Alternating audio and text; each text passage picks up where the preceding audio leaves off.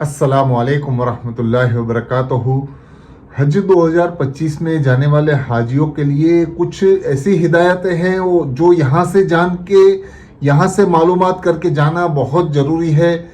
और जुम्मे के दिन नमाज के लिए हम बात करेंगे, बसें कब तक रहेंगी, कितने बजे तक बसें बंद हो जाती हैं, ये बहुत ही इम्पोर्टेंट है क्योंकि बहुत सारे हाजियों को पता नहीं होता है कि बसें कब तक चालू रहती हैं, या तो हरम शरीफ में कितने बजे जुम्मे के दिन दरवाजे बंद हो जाते हैं, पूरा हरम शरीफ पूरा फुल हो जाता है कितने बजे तक, उस बारे में भी आपको जानना बहुत ज़रूरी है। तो ये सब जानकारियाँ आपको यहाँ से लेके जानी है। कई बार ऐसा होता है कि हज से पहले आपको काबतुल्लाह शरीफ के पास सिर्फ तवाफ करने के लिए या तो आपको नीचे इबादतें करने के लिए बगैर एहराम के नहीं जाने दिया जाता। तो उस वक्त के लिए भी आप कब कब एहराम पहन के जाना है, इस बारे में भी इंशाल्लाह बात करेंगे हम। तो दोस्तों बने रहिए मेरे साथ और देखिए पूरा वीडियो। रमज़ान का महीना चल रहा है और अल्लाह ताला की तरफ से रहमतें बरस रही हैं। अल्लाह हम सबको इस पाक महीने की रहमतों और बरकतों से नवाजे और तमाम रोज़े रखने की तौफीक अता फरमाए। दोस्तों अल्लाह करे इस रमज़ान के महीने में किसी का दस्तरखान खाली ना रहे। मुबारक महीने में नेकी की तौफीक दे, घरों में सुकून और बरकत अता करे, हमारे दिलों को नूर और मोहब्बत से भर दे और हमारी दुआओं को अपनी रहमत से कबूल करे, आमीन। तो दोस्तों इसी दुआ के साथ शुरू करते हैं वीडियो। दोस्तों हज 2025 में जाने वाले हाजियों के लिए बहुत सारे सवाल आ रहे हैं, लेकिन सबसे इम्पोर्टेंट सवाल दो हैं जो इसके बारे में हम बात करेंगे कि जुम्मे के दिन क्या वक्त पे जाना चाहिए और क्या वक्त रहता है मस्जिद हरम में जाने का। और दूसरी चीज़ जो हाजी, बहुत सारे हाजियों को अभी तक ये भी पता नहीं है कि क्या किचन के अंदर में वहाँ पर हमें बर्तन दिए जाएंगे या नहीं। तो किचन के हवाले से हम बात करें तो हज 2025 में जाने वाले हाजियों के लिए किचन की सुविधा वहाँ पे मिलेगी, लेकिन उसके अंदर में आपको सिर्फ गैस स्टोव मिलेगा और रेफ्रिजरेटर मिलेगा और वहाँ पे एक डिस्पेंसर पानी का मिलता है वो रहेगा। लेकिन बर्तनों में आपको कुछ भी वहाँ नहीं मिलेगा, आपको यहीं से पूरे बर्तन लेके जाने होंगे। अगर आप जो भी बर्तन यूज़ करते हैं, जैसे कि प्रेशर कुकर है, कुछ छोटे तपीले हैं, चाय बनाने के लिए कोई मग है, या तो आप खाना बनाने के लिए कुछ चीज़ें हैं, या चम्मच है, या तो प्लेटें हैं, इस तरह की बहुत सारी चीज़ें आप यहाँ से लेके जा सकते हैं। आपका हज कमेटी ने जो गाइडलाइंस में बताया है कि आपके सूटकेस का वजन, एक सूटकेस का वजन 20-20 किलो होना चाहिए, यानी एक हाजी को 40 किलो अलाउ रहता है। तो इस 40 किलो के अंदर में आप खाना पकाने के चीज़ों के साथ साथ ये बर्तन भी लेके जाएं यहाँ से, और इस तरह के बर्तन लेके जाएं कि आप अगर वहाँ जाके इन बर्तनों को छोड़ देते हैं तो आपको उसके लिए भी कुछ यूज़ किए हुए बर्तन लेके जाने हैं, जिससे वहाँ आपको छोड़ के आना पड़े। अगर आपको वहाँ से कुछ खरीदारी करनी पड़ी या तो आपको वहाँ से कुछ सामान लेके आना है तो ये बर्तन वहाँ आप छोड़ सकें। या तो वहाँ बहुत सारे गरीब रहते हैं, बांग्लादेशी हैं, पाकिस्तानी हैं, हमारे इंडियंस भी होते हैं जो वहाँ की बिल्डिंगों में, हज कमेटी की जो बिल्डिंग होती हैं उसमें कफील की तरफ से काम करते हैं, उनको भी आप दे सकते हैं ये सब चीज़ें। तो इस तरह की चीज़ें लेके जाएं कि वहाँ आप किसी को बख्शिश भी कर सकें और आपको यूज़फुल भी हो सके। तो बर्तन आपको यहाँ से लेके जाने हैं, बर्तन वहाँ पे कुछ भी नहीं मिलेगा, सिर्फ आपको किचन दिया जाता है, गैस स्टोव होता है और आपको वहाँ खाना बनाने की फैसिलिटी रहती है जो आपके यहाँ से ही सब चीज़ें लेके जानी पड़ती हैं। तो खाना बनाने के लिए जो सामान की ज़रूरत होती है वो ज़्यादा से ज़्यादा सामान आप इधर से ही खरीदारी करें।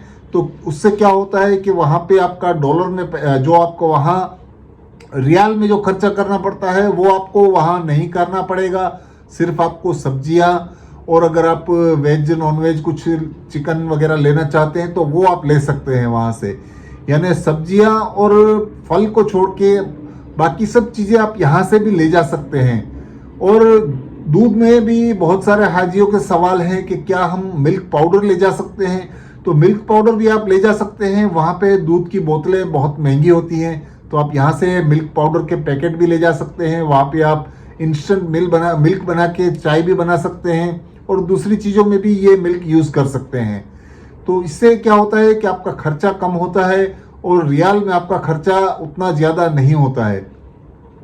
तो बर्तन के बारे में ये है पूरी जानकारी। आप यहाँ से ही सब बर्तन लेके जाएं, और अगर आपका वेट वहाँ रिटर्न में आने के वक्त बढ़ जाता है तो आप मदीना शरीफ में या तो आप मक्का शरीफ में वो सामान रख सकते हैं, वहाँ किसी को बख्शिश कर सकते हैं, दे सकते हैं।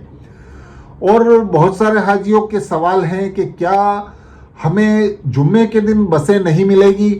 तो जुम्मे के दिन की बात करें तो वहाँ जुम्मे की नमाज के लिए आपको कितने बजे जाना है और कैसे बिल्डिंगों से निकलना है, इस बारे में पूरी तरह से मैं आपको जानकारी दे देता हूँ।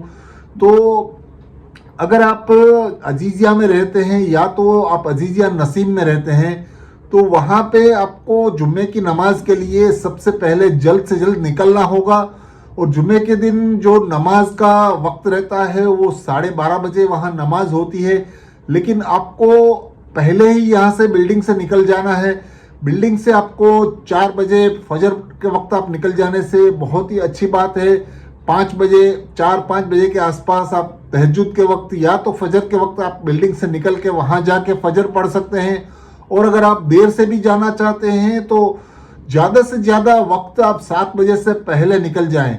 अगर आप 7 बजे से देर से निकलेंगे तो आपकी बसें वहाँ बंद हो जाती हैं। 7 बजे के बाद पूरी बसें जो अजीजिया से निकलती हैं, अजीजिया नसीम से निकलती हैं, जितनी भी हज कमेटी की तरफ से बसें रहती हैं वो सभी बसें 7 बजे के बाद बंद हो जाती हैं। और उस वजह से आप वहाँ पे हरम शरीफ में जाने के लिए आपको परेशानी आएगी, और वहाँ पे जाने के लिए आपको टैक्सी से जाना पड़ेगा, और टैक्सी वाले कम से कम 10 रियाल शेयरिंग में लेते हैं।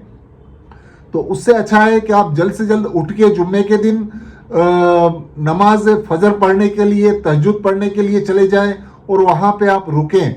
और मस्जिद हरम की बात करें तो मस्जिद हरम में भी काफ़ी भीड़ लग जाती है। बहुत सारे हाजी वहाँ जमा हो जाते हैं जुम्मे की नमाज के लिए फजर से ही। तो अगर आप हरम शरीफ के अंदर नमाज पढ़ना चाहते हैं, आप काबतुल्लाह शरीफ के पास नमाज पढ़ना चाहते हैं, तो आप उसी वक्त से वहाँ पे बैठ जाएंगे तो ही आपको वहाँ मौका मिलेगा। और 8, साढ़े 8 या 9 बजे से पहले ही हरम शरीफ के दरवाजे बंद हो जाते हैं। आप वहाँ पे दाखिल नहीं हो सकते हैं, क्योंकि पूरा हरम शरीफ 8-9 बजे से पहले ही भर जाता है। तो ये चीज़ का खास ख्याल रखिए आप। आपको अगर मस्जिद हरम में जाना है, नमाज पढ़नी है काबतुल्लाह शरीफ के पास, या तो मस्जिद हरम में आपको नमाज पढ़नी है, तो आप जुम्मे के दिन 7 बजे से पहले निकल जाएं, नहीं तो आपकी बसें बंद हो जाएंगी जुम्मे के दिन। उस वजह से आपको जल्द से जल्द निकल जाना है। और अगर आप बाद में निकलेंगे तो आपको टैक्सियों में जाना पड़ेगा और आपको परेशानी का सामना भी करना पड़ेगा। नहीं तो आपको आपकी बिल्डिंगों के पास जो मस्जिदें रहती हैं वहाँ पे जुम्मे की नमाज पढ़नी होगी। बहुत सारे चैनलों पे या तो सोशल मीडिया पे भी मैंने सुना है कि 9 बजे तक आप जा सकते हैं, लेकिन 9 बजे तक आप जाने से आपको हज कमेटी की जो बसें रहती हैं जो अजीजिया से ले जाती हैं आपको, वो बसें आपको नहीं मिलेंगी वहाँ पर। तो कोशिश करें कि जुम्मे के दिन उससे पहले ही आप निकल जाएं, और उससे पहले ही आप निकल के वहाँ जाके मस्जिद हरम शरीफ में बैठ जाएं। कुछ खाने पीने के लिए आपको चाहिए तो कुछ ड्राई फ्रूट्स वगैरह या तो सूखा ऐसा कोई चीज़ें हैं जो लेके जाएं, बिस्किट वगैरह जो आप वहाँ बैठ के खा सकें।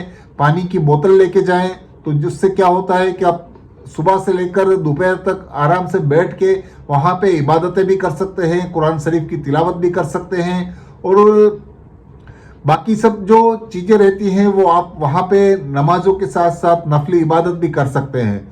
तो ये बहुत बड़ी जानकारी है, काफ़ी लोगों को पता नहीं होता है। हमने भी हज के लिए गए थे, जब देखा था बहुत सारे हाजी 9 बजे उठ के आते थे, 10 बजे आते थे, और वो बिल्डिंग के बाहर जैसे ही निकलते थे उस वक्त बसें बंद होती थी और वो परेशान होकर वापस बिल्डिंग में आ जाते थे, या तो कई हाजियों को टैक्सी में जाना पड़ता था। तो इस तरह की जानकारी आपको यहाँ से हासिल करके जानी है। और बहुत ही इम्पोर्टेंट चीज़ ये है कि वहाँ के जो हमारी बिल्डिंगों के जो व्हाट्सएप ग्रुप बनते हैं उसके अंदर में आप कांटेक्ट में रहने से आपको ये सभी तरह की जानकारियाँ आपको मिलती रहती हैं। एहराम के हवाले से, एहराम आप जब उम्रा करते हैं तो एहराम पहने होते हैं, तो आप नीचे तक जाके तवाफ़ कर सकते हैं, काबतुल्लाह शरीफ के पास जा सकते हैं, मताफ में जा सकते हैं। इस तरह से आप नीचे तक आपको काबतुल्लाह शरीफ के पास जाने की इजाज़त होती है। और कई बार ऐसा होता है कि बगैर एहराम के नीचे तक नहीं जाने दिया जाता, काबतुल्लाह शरीफ के पास तवाफ़ के लिए नहीं जाने दिया जाता, आपको ऊपर से तवाफ़ करने हैं। इसके लिए आपको एहराम पहनना ज़रूरी है। और हज के बाद बहुत सारे दिनों तक आपको एहराम की ज़रूरत नहीं रहती है। नीचे आप एहराम बगैर एहराम के भी तवाफ़ कर सकते हैं, आप जा सकते हैं नीचे तक, इबादतें कर सकते हैं। लेकिन कुछ दिनों के बाद फिर से वो पाबंदियां लगा दी जाती हैं। तो ये सब जानकारियों के लिए आपको व्हाट्सएप ग्रुप में रहना बहुत ज़रूरी है, क्योंकि व्हाट्सएप ग्रुप में आप रहते हैं, बहुत सारे हाजी को ये जानकारी पहले से हो जाती है कि कब तक एहराम पहन के नीचे तक जा सकते हैं, कब तक आप बाद में एहराम नहीं पहन सकते। ये सब जानकारियाँ ग्रुप में बताई जाती हैं। तो आप ग्रुप के साथ ऐड होते रहेंगे, या तो अच्छे ग्रुप में आप बना के रखेंगे आपकी बिल्डिंगों में, तो जिसकी वजह से आपको ये जानकारियाँ मिलती रहेंगी। कई बार हमने देखा है अजीजिया से, या तो इतना दूर अजीजिया नसीम है, वहाँ से हाजी काबतुल्लाह शरीफ के पास जाते हैं इबादत करने के लिए, और वहाँ पे तवाफ़ के लिए जाते हैं।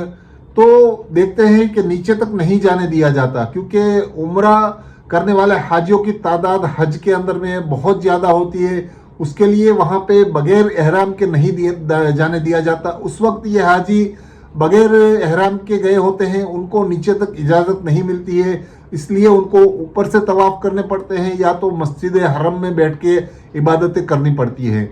तो ये सब चीज़ों का आप ख्याल रखें, और ख़ास करके ये सब चीज़ें आप ग्रुप के अंदर में, व्हाट्सएप के अंदर में ऐड होते रहेंगे, तो आपको ये सब चीज़ें भी पता चलती रहेंगी। तो ये बहुत ही इम्पोर्टेंट जानकारी है, इसको आप जान कर जाएँ। और रमज़ान का महीना चल रहा है, अल्लाह ताला से दुआ करें कि अल्लाह ताला हमारा सफ़र आसान करे, और हमारे जो हज हैं वो हमारे हज के अरकान पूरी तरह से कबूल हों।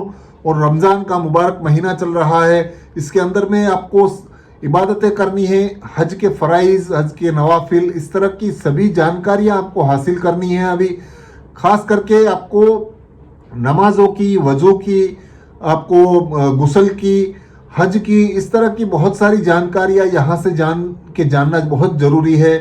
और नफली इबादतें भी करनी है वहाँ जाके, आपको यहीं से ही आपको इस चीज़ का एहतमाम करना है।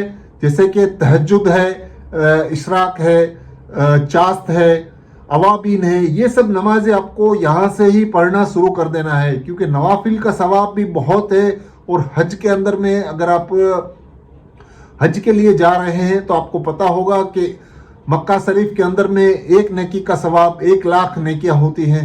तो इस तरह के सवाब के लिए आपको सब तैयारियां यहाँ से ही करके जानी है। अल्लाह ताला हम सबको नमाजी बनाए, और हमको रमज़ानुल मुबारक के सभी रोज़े, नमाज, तरावी और इबादतें करने की तौफीक दे। अल्लाह ताला सबका हज कबूल करे और आसान करे। आमीन। अल्लाह हाफिज़।